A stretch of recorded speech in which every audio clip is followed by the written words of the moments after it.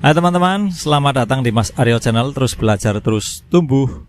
Nah, video ini adalah video remake atau saya buat kembali dari video yang beberapa bulan lalu saya upload, tetapi menyertakan musik sebagai background teman-teman. Nah, beberapa komentar masuk mengatakan bahwa backgroundnya cukup mengganggu, jadi kurang terdengar materinya atau konten yang sesungguhnya tertutup oleh background. Maka saya buat lagi teman-teman konten tentang kenapa kalau jualan itu rasanya sering banget nombok teman-teman pakai uang pribadi gitu ya.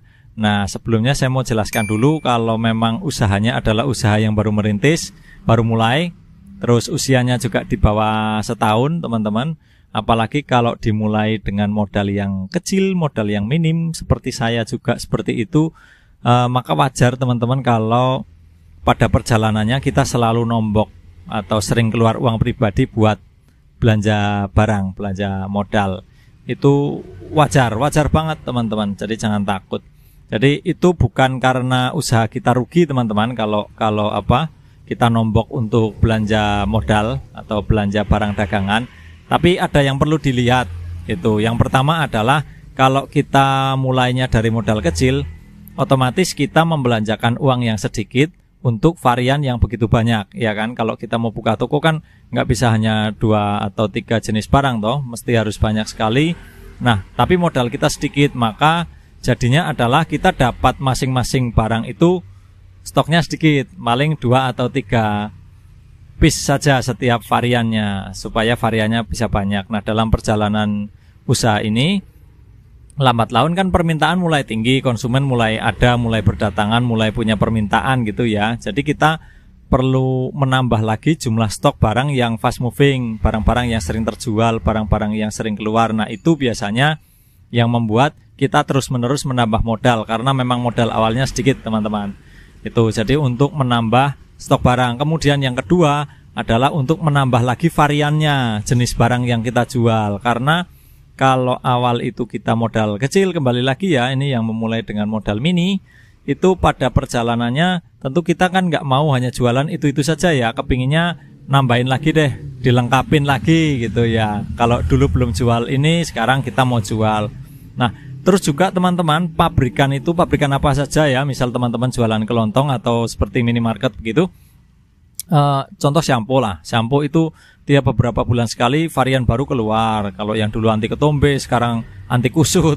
Kemudian berikutnya untuk yang berhijab, nah, kemudian keluar lagi versi lidah buaya dan sebagainya. Itu pabrik memang mengeluarkan varian yang baru terus. Jadi kalau kita ingin mengikuti terus, maka kita harus menambah modal terus teman-teman. Nah, itu remnya ada di kita sendiri sebagai pedagang. Kadang kita juga harus mengerem mana yang perlu didahulukan ditambah, mana yang sebaiknya ditunda nanti ketika modalnya udah cukup gitu teman-teman.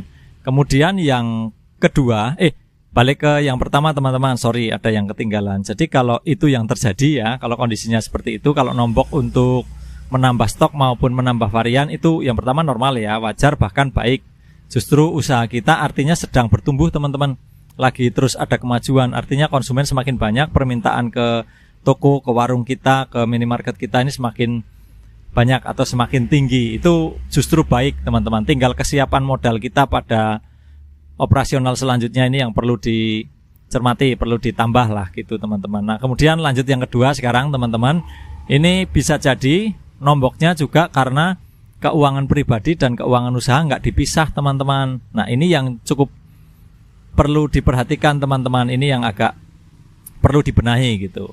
Kadang ada yang memakai manajemen kaleng, itu ya. Saya dulu juga gitu. Jadi kalau semua orang beli, uangnya masukin kaleng teman-teman. Siapa saja masuk kaleng, ada orang beli berapapun setiap hari yang masuk di kaleng situ. Nah, nanti giliran mau bayar listrik teman-teman, ambil juga dari kaleng. Suaminya beli rokok, ambil dari kaleng. Terus anaknya minta jajan, ambil juga dari kaleng. Kemudian bayar SPP, uang sekolah ambil dari kaleng. Nah, semuanya seperti itu jadi satu. Nah, begitu mau belanja barang, begitu mau kulakan, yang di kaleng sudah habis teman-teman. Nah, di situ kita jadi tombok dan nggak tahu tomboknya kenapa. Kemudian tomboknya berapa sebenarnya. Uang yang masuk itu kemarin berapa, terus kepakai berapa nggak jelas teman-teman. Cuman tahu-tahu habis gitu ya. Nah, itu juga perlu diperhatikan. Artinya kita harus memisahkan pertama-tama teman-teman antara uang yang di usaha, di warung, di toko dengan uang kita pribadi teman-teman. Jadi nanti jelas gitu ya. Di toko ini semakin terkumpul atau semakin berkurang itu jelas. Kemudian yang kedua setelah dipisah itu dicatat teman-teman. Harus punya pencatatan, wajib. Kalau saran saya sih wajib, terutama untuk yang keuangan usaha itu wajib dicatat. Kalau teman-teman kesulitan mencatat ya, pakai buku misalnya manual kesulitan, teman-teman bisa pakai aplikasi POS atau Point of Sales. Ya ini jenisnya bukan nama aplikasinya ya. Kalau nama aplikasinya ada banyak di Play Store, teman-teman bisa pilih, ada banyak pengembang yang memberikan secara gratis. Teman-teman bisa pilih yang kira-kira teman-teman merasa nyaman, mudah, terus support di HP-nya teman-teman yang mana, bisa download aja di Play Store.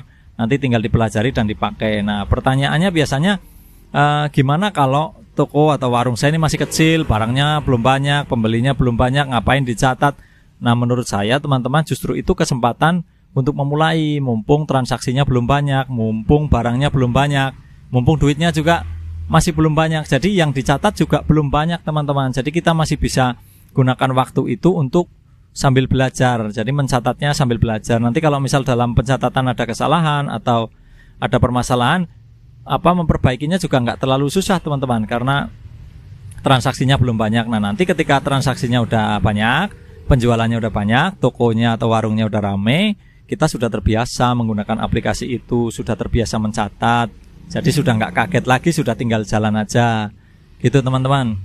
Nah kemudian berikutnya teman-teman, yang ketiga, kalau misal usaha kita ini sudah jalan ya, sudah mulai bisa mandiri, maksudnya usaha sudah berjalan itu sudah bisa mandiri teman-teman. Karena usaha itu kan punya biaya operasional. Misalnya bayar listrik untuk usaha, kalau yang punya karyawan ya harus bayar karyawan, atau minimal beli ATK ya untuk catat-catat sesuatu di warung atau di toko. Kemudian biaya kresek, kalau orang beli kan kita bungkus pakai kantong kresek ya kalau ada lebih dari satu barang. Nah itu juga pengeluaran, itu juga merupakan operasional. Jadi kalau si warung atau si toko kita ini sudah bisa membiayai operasionalnya sendiri, artinya toko ini kan udah mandiri nih.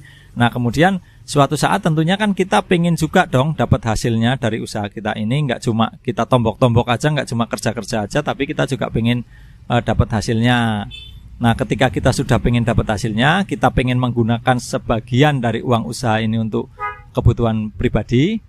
Nah kita juga harus memisah teman-teman, jadi harus mencatat, jangan main ambil aja. Kalau saya modelnya adalah dengan menggaji diri saya sendiri. Jadi setiap bulan saya ambil sekian sebagai gaji saya. Ya sudah, yang saya pakai untuk kebutuhan pribadi ya itu aja, yang gaji saya aja. Nah teman-teman, kalau sudah bisa mandiri usahanya, udah bisa menghidupi dirinya sendiri, kemudian juga udah bisa menggaji kita sebagai pemiliknya, jangan lupa teman-teman sisihkan sedikit untuk ditabung. Bisa harian, bisa mingguan, bisa bulanan. Yang penting nggak memberatkan keuangan usaha kita teman-teman, tapi rutin. Jadi nanti misal mau ada perbaikan toko, misal mau ada renovasi, mau ada penambahan, atau butuh sesuatu yang besar, kita punya modal uang dari tabungan itu teman-teman. Nah untuk cara menabungnya teman-teman bisa simak di video saya yang sebelum-sebelumnya, sudah pernah saya upload. Teman-teman bisa cari di playlist, di daftar video, atau teman-teman bisa cek di deskripsi, nanti linknya saya taruh di situ teman-teman. Oke, selamat mencoba.